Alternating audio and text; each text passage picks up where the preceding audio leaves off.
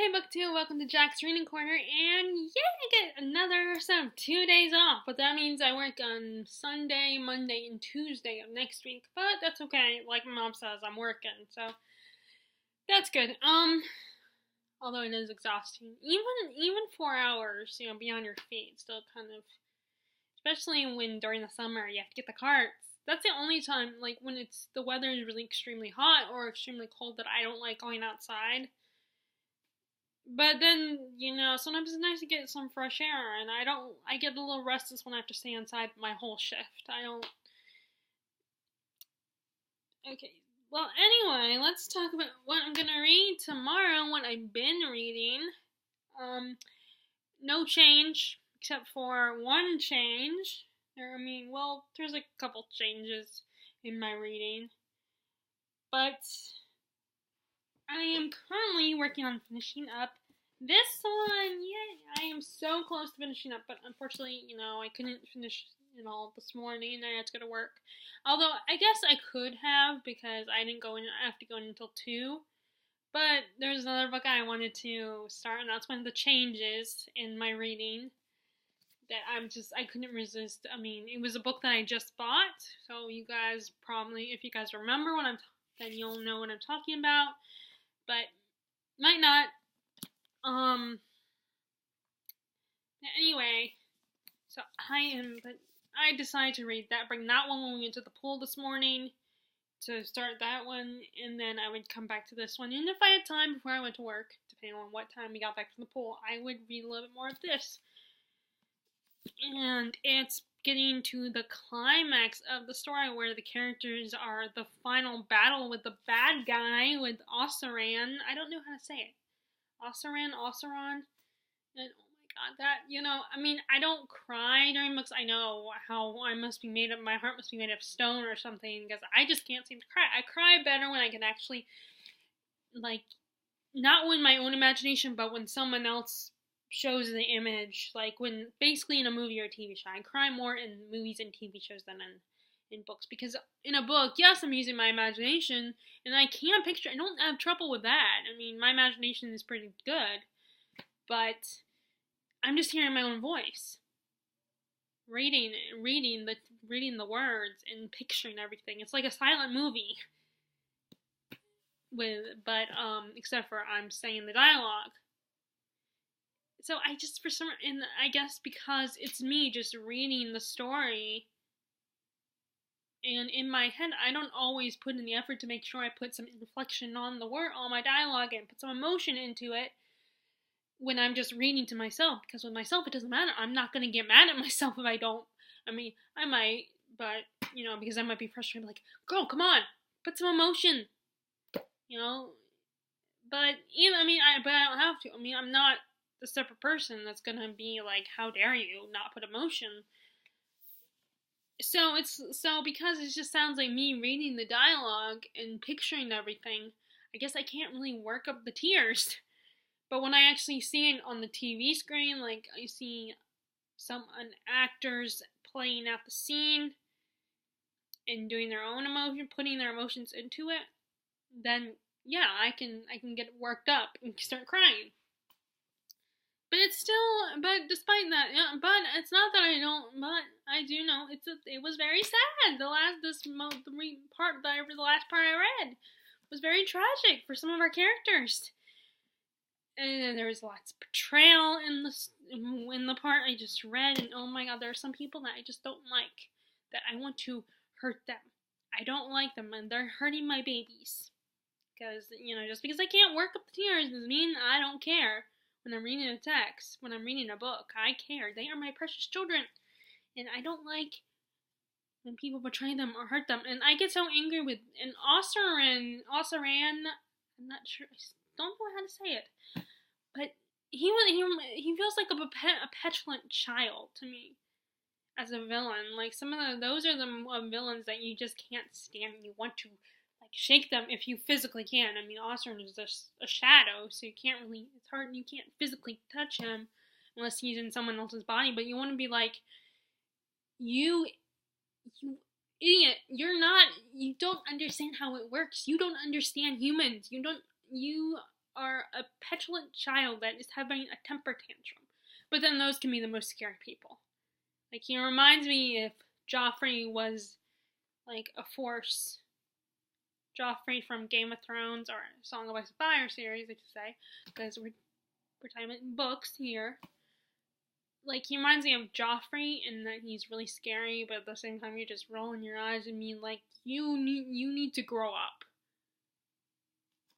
But, I mean, I know, it's this force of evil, and he's killing everybody, and zombifying everybody, turning them into slaves, so it's like, why should I mean, it's like, but just the way he talks to people when he's facing his enemies, he just, for some reason, I just feel like he's a petulant child, even though he's such an evil force that can kill me with, just by, like, or even take away my will, just by messing with my mind.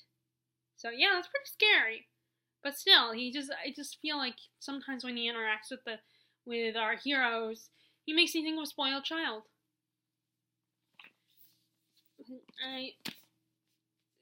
Another character that you're really frustrated with. Well, I get frustrated with most of the characters, actually, which is a good thing, I think, because it's good because you care, when you read a book. But Lila just drives me crazy. I am on the one hand, I think, compared to some of the characters, some minor characters, like this one princess who flirts with Kel, I would take Delilah over her any day. But Lila is, sometimes I just want to slap her. She just gets on my nerves sometimes with her ego. I mean, it's funny that, like, Holland says that Kel is arrogant and has a huge ego, but I feel like Holland has a bit of one too. Like, I know he's been through a lot of shit and his life sucks, and you can't blame him for being, like, cold-hearted and angry and bitter and cynical about things and having a kind of a messed up way of thinking, but at the same time, I feel like he gets a little arrogant. He's a little arrogant too, but not in the way that, like, Lila is, for instance. I think all three of them are kind of arrogant. Like, I think you could say that all of these characters have that moment of arrogance. But, I mean, and no, I'm not saying that I don't feel sorry for Holland, but sometimes he thinks he's better than the others because he's experienced so much horrible. He sees the reality of the world and how the real world sucks, and it's so frustrating that he basically, because his life sucks, so he takes out his anger on Kel, which I think is something that I think a lot of people, when their life sucks, they take it out to the next best thing that they could, if they can't, like, blame anyone, if they don't want to blame themselves, or they don't want to, like, admit to something, like, then it's easy to blame someone who has the good life. Like, it's just easier to do that because it's like you're thinking, how could that it's not fair that they have everything great and yet my life, I still haven't been able to change my life and make my life better. It's really just they don't understand each other, and that and maybe it is partly luck in some cases, but it's also, but in certain situations, I don't know about in Kel's situation, but it also, like, certain at least real life situations, a lot of times it's not just luck, it's people working hard, and, it's, but anyway, we're getting off a totally other tangent, so I'm gonna finish this book up tonight, and, like, my friends are gonna have to wait, Facebook is gonna have to wait, Angel is gonna have to wait, because I am determined to finish this book tonight. Of course, watch, I get sidetracked by the show. By, like, the show Angel or something, or watching BookTube. But anyway, so this probably, which means this probably won't be uploaded until, like, I wonder if on the cover that's supposed to be Osaran, or maybe that's, I don't know, maybe, because I think it might, or is it Holland, or maybe Holland under Osaran's control or something, or no, I think it might be Osaran. Not sure. But anyway. But I'm almost finished. And then I can say I finally finished the series. It took me a long time. But that was because I was procrastinating on reading each book. I was dragging it out, and it also had to do with when I bought the books, of course. And when I buy books, I don't like to most of the time, but I have my exceptions. Like the book I started to read today, I had just bought the book a few days ago, and I was like, okay, screw it, I don't want to wait. I want to start it like now. Plus, it's a big chunker of a book. So,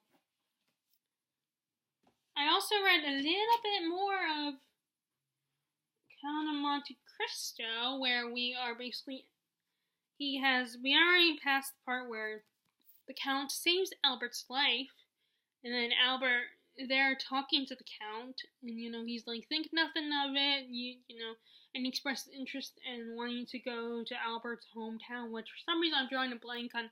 Is it Marseille or something? It's not that one. It's not Marseille, I don't think.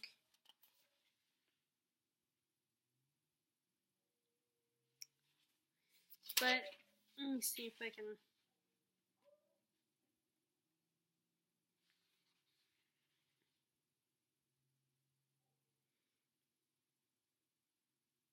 But anyway, so he wants to express interest in coming to where Albert lives, and the city or town or wherever he lives. I'm like drawing a blank on where that is. I guess, or is it the obvious answer, which is Paris? Is it Paris? It might be Paris. But anyway,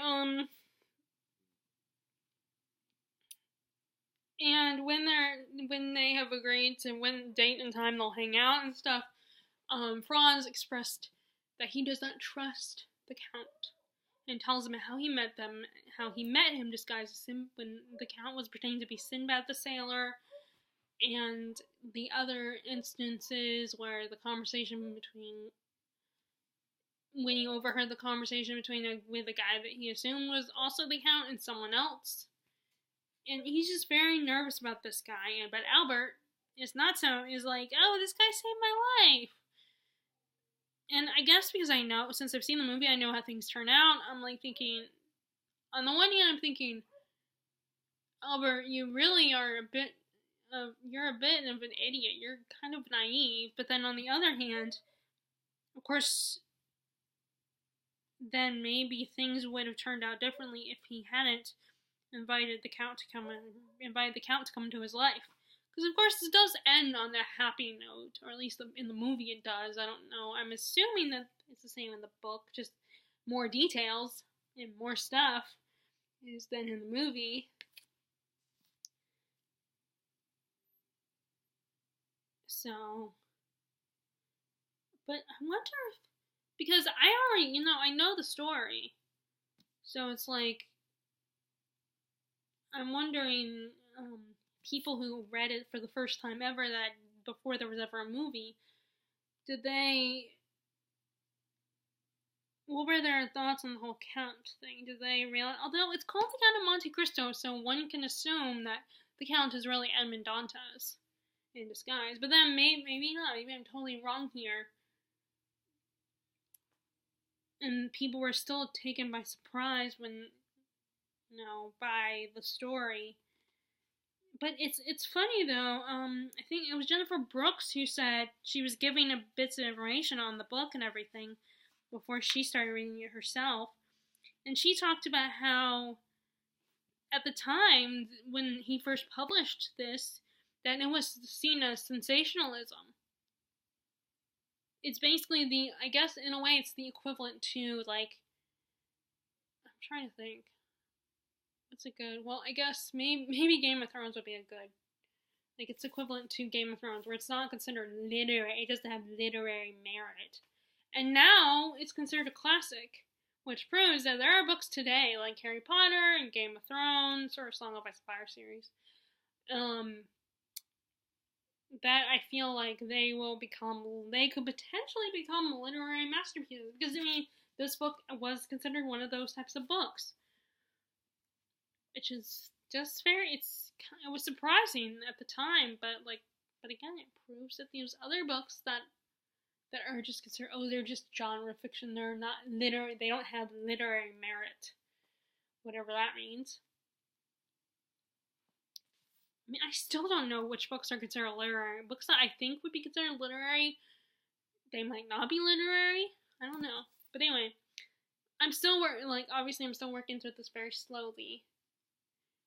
We did get to the part where the morning that the count's supposed to visit Albert, he has a bunch of friends who also have stopped by to hang out. And I think they're talking politics and stuff like that. I mean, on the one hand, the politics intrigue me, but at the same time, I can never talk. Like, someone would have to talk about it with me for me to, and while we're reading it, for me to, like, figure out to understand what's like, oh, yeah, okay, well, that makes sense now. Like, at the moment, it's kind of going over my head, some of the conversations, or at least I don't remember.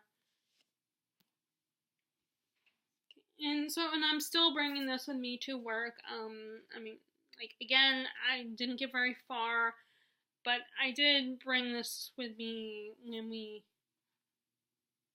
but so far, Lawrence almost got to go back to being a Navy captain, but then he's kind of gotten attached to Temeraire, and, even though he's told it's for the best, the part of him kind of is a little, like, he's not entirely happy. And then you find out when the new guy the guy who is already an aviator, goes to try to claim Temeraire as his dragon.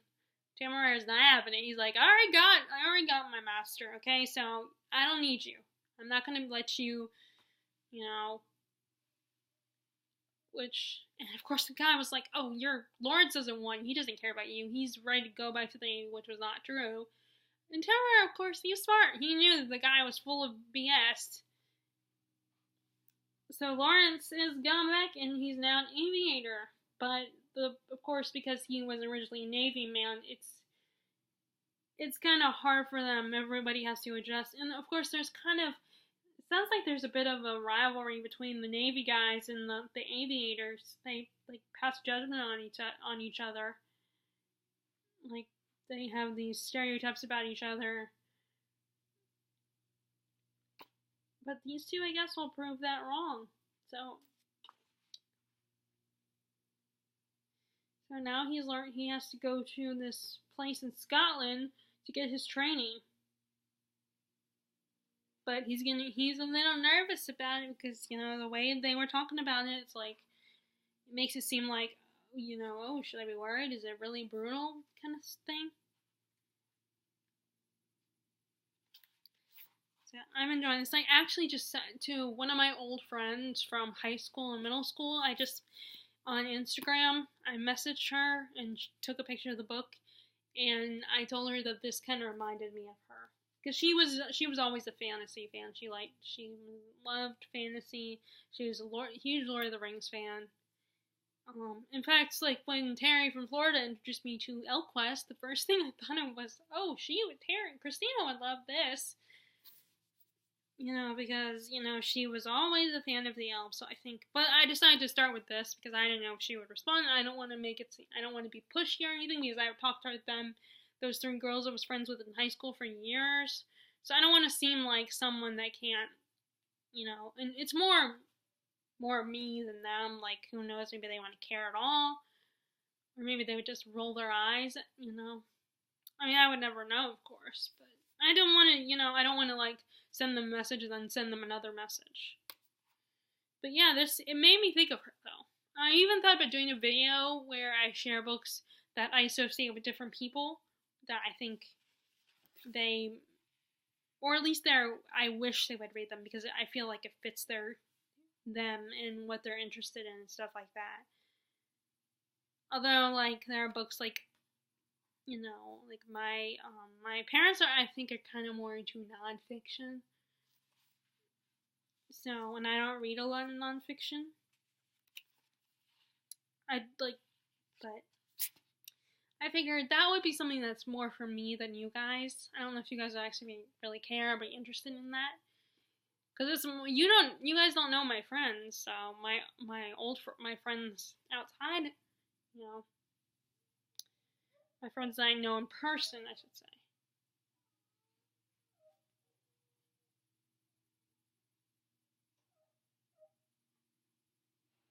What's going on? I don't know. Maybe someone's visiting or something. I don't know. But anyway, okay, well, someone's here. I better get this video done because there's little kids and they might come running up here and not realize that I'm filming and get their feelings hurt if I lock the door or something. So, and then I'm almost halfway at the halfway point of King of Scars, and a lot has happened. You know, I think actually I already talked about this on Tuesday on my video that went up Wednesday, and I haven't read it since. So really, I don't have anything to say about this except for that I'm going to probably read a little bit more tomorrow.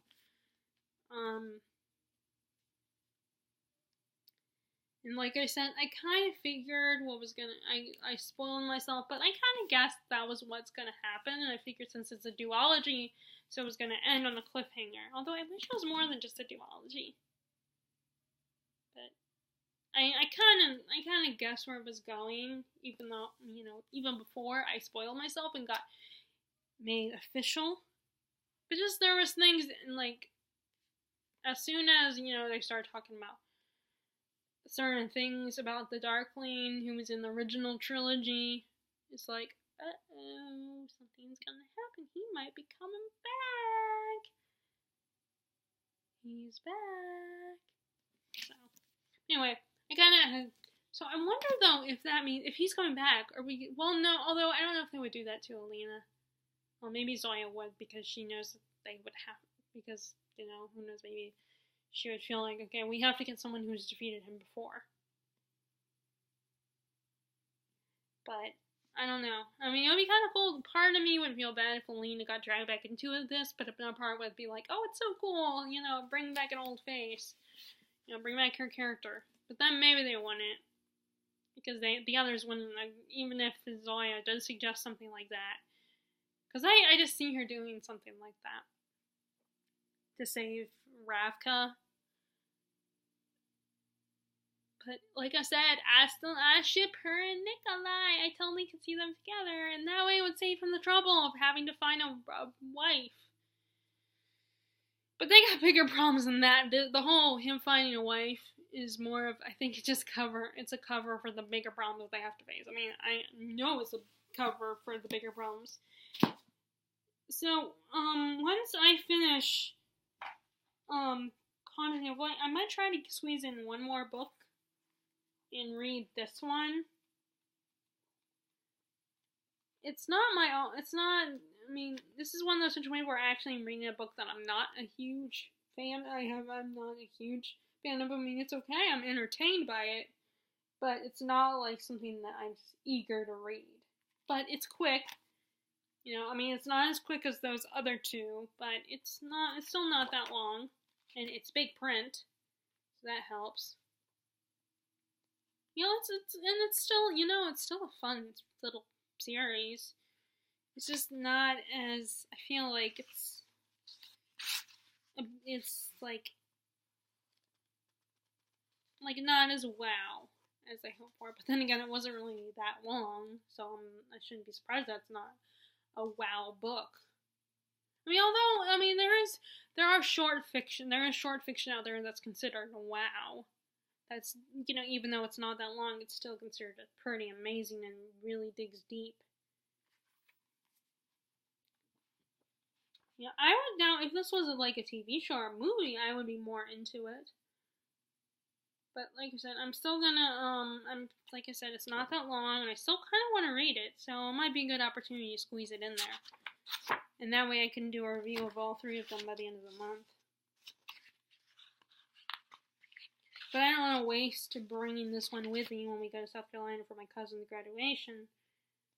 Which I know sounds like, you know, it's a book, it's, you know, when I use the word waste, it probably doesn't give, it's a bit of a negative connotation.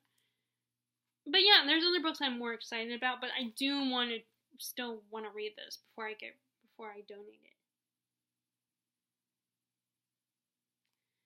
I don't know, let's give it that. There should be a rating higher than 5 stars. Because I would give it to this book. It's captivating, adventurous, and makes you long to live in the world that possesses Dr. Daedalus and Grace Flint.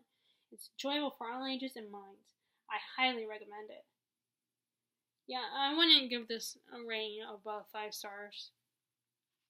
I mean, well, actually, I can't really say that about this because I haven't read this one. But I mean, going by the first two, if it's anything like the first two, I wouldn't give it 5 stars or more than that. I'd give it like 3 stars, 3 or 2 stars. Because I mean, it's fun and everything, but it's not like a wow. You know, like I think if you're just starting, like I think it's like middle grade level or elementary or like 5th grade level, like early middle school, you know, then maybe you would still appreciate. But if I read then, I probably have more of a soft spot for it. I would appreciate it more if I had read it back then. But it's just not. It's kind of like yeah. I mean, it's fun, but you know. Either way, I think I'll try to squeeze it in by the end of this month. So I also started reading Fifth of Swords again. We're getting teased with some of Royce's past. He was part of a group of thieves known as the Black Diamonds. And they have confronted, and they just, in the first chapter, they confront,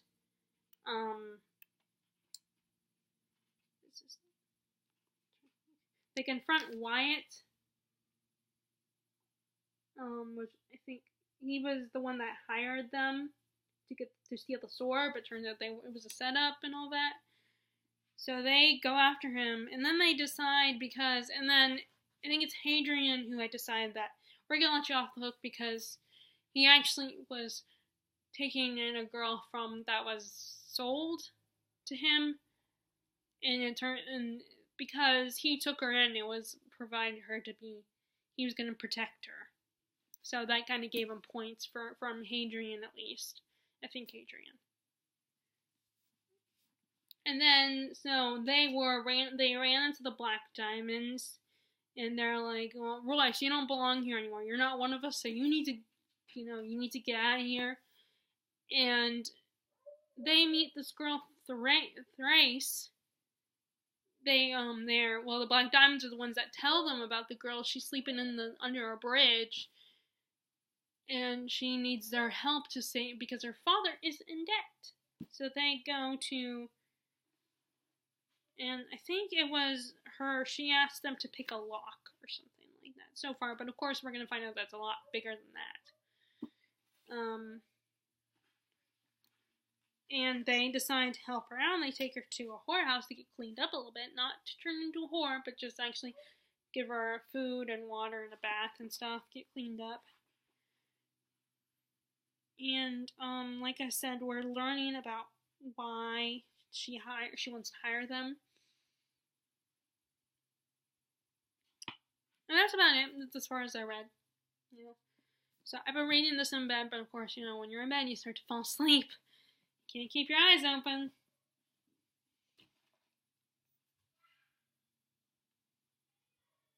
Oh, shoot.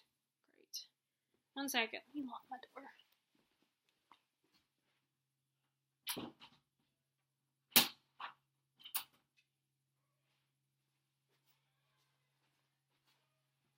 Please do not. Mom, Dad, do not tell them I'm up here. Let me get this done really quick because they're gonna. I don't know if it's the girls like right across the street or maybe the Safaris have stopped by. I don't know, but still girls, they always want to come right upstairs and hang out with me. And if it's the ones across the street, and they're gonna want to get on my computer and play my coloring book. I love little kids, I do, but I don't. So I just I want to do my adult things like this, for instance, and I don't want to be interrupted by them. So sorry. By being bitchy. Get back to my talking about my reading. So I'm also going to continue with The Lost Queen. And again, nothing's changed since I last updated you guys on my reading. I haven't read it lately because I've been focusing on getting Conjuring of Light finished. and I've started some new books because I have no self-control. And when I kept hearing about these new releases the new releases that I actually bought myself, that I wanted to read, and I keep hearing about them, and people either like, which I think I also said this in the video, my last video, that there's mixed opinions on some of these new releases, and it's people, and so it's like when you start hearing about these books, you're like, oh, I have to read them. I want to read them too. Like, because either you're just like you're curious, or for me, it's a combination of being curious and also being like, I have to know if I disagree or not. I mean, I guess that's curiosity too, but it's like I don't want to. Well, it's also about the fact that I'm worried that eventually I'll hear so much about it, so much negative about it, then I'll decide, even though I spent a lot of money because a lot of these are hardback, I'll decide, oh, well, now I'm no longer interested. Like, I wasted some money on a book that I wasn't interested. So, like, I don't really have much of an update on The Lost Queen, because I haven't been reading it lately. But once I'm done with Conjuring Light, I'll get back to The Lost Queen and King of Scars. So here are the books that I have started, the new release books that I've started that I've been hearing. Although did this come out this year? Let me look. It might come out at the end of last year.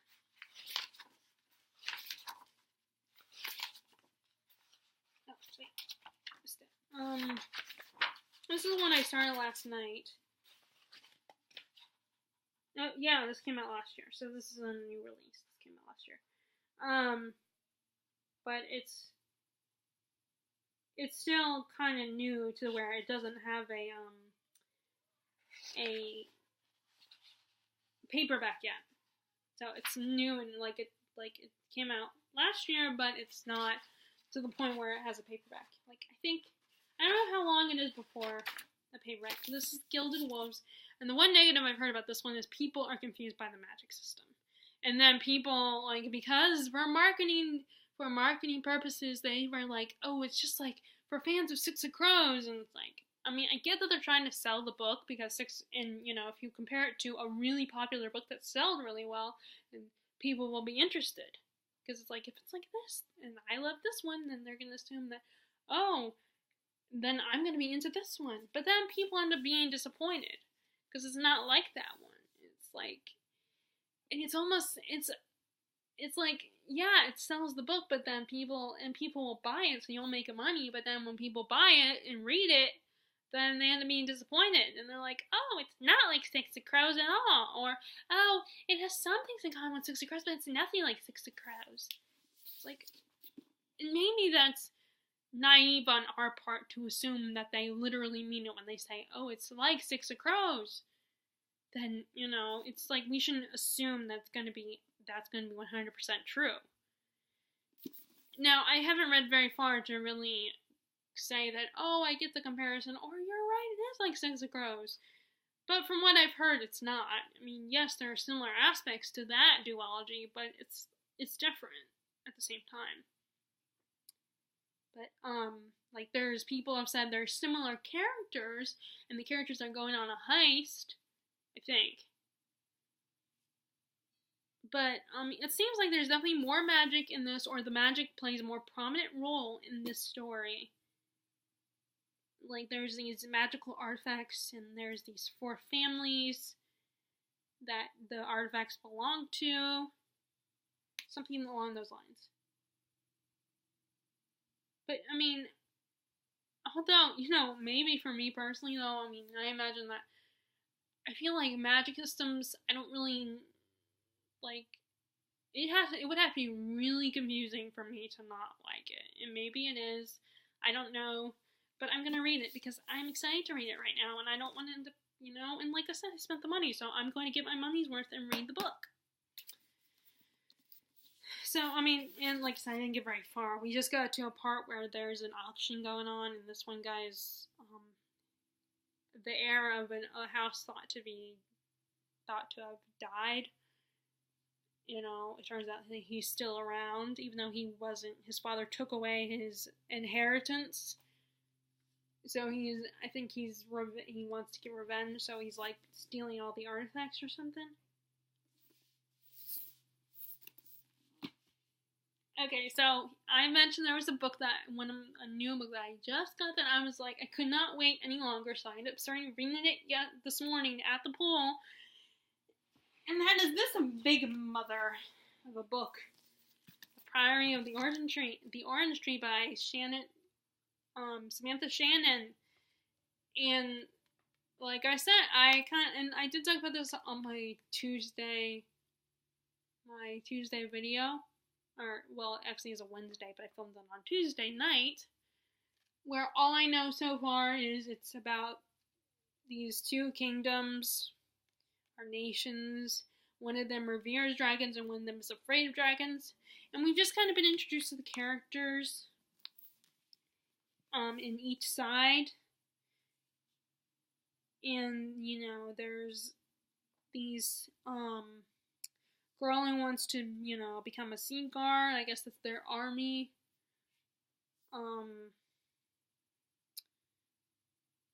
There's a queen in the other kingdom, in the other nation, and